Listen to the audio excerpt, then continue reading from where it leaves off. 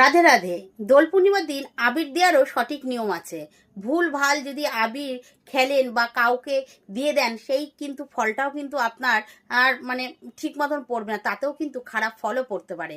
দেখুন, আবির খেলার প্রথম নিয়ম হলো সকালবেলা ঘুম থেকে উঠে আপনারা সর্বপ্রথম যে কাজটি করবেন সেটা কিন্তু ভগবানের শ্রীচরণে আগে আবির অর্পণ করবেন। ভগবানের গালে, মুখে এই জায়গায় কিন্তু আবির আপনারা ছোঁয়াবেন না। এবার অনেকে ভজন স্বরূপ আছে, সখী রূপে ভজন করে, তাদের কথা কিন্তু আলাদা। ভজনশীল ব্যক্তির জন্য না, আমাদের মতো সাধারণ মানুষ কিন্তু ভগবানের শ্রীচরণে আবির অর্পণ করবেন।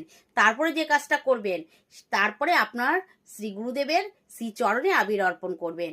তারপরে আপনার বাবা মার পায়ে, তারপরে আপনার ছোট ছোট ছোট ছোট যে বাচ্চারা রয়েছে বা আপনার সমবয়সী বন্ধু বান্ধব, তাদের গালে, মুখে আবির দেবেন। এইভাবেই কিন্তু আবির খেলবেন দোল পূর্ণিমার দিন। এর থেকে যদি ভুল করে আপনি আগেই আপনার বাড়ির প্রিয়জনকে আবির মাখিয়ে দেন, তাহলে কিন্তু সেই ফলটা কিন্তু বিপরীত হয়ে যাবে। ভুলেও কিন্তু এই কাজটা করবেন না। সকালবেলা চান করে পুজো দিয়ে আগে ভগবানের শ্রীচরণে আবির অর্পণ করবেন। রাধে রাধে।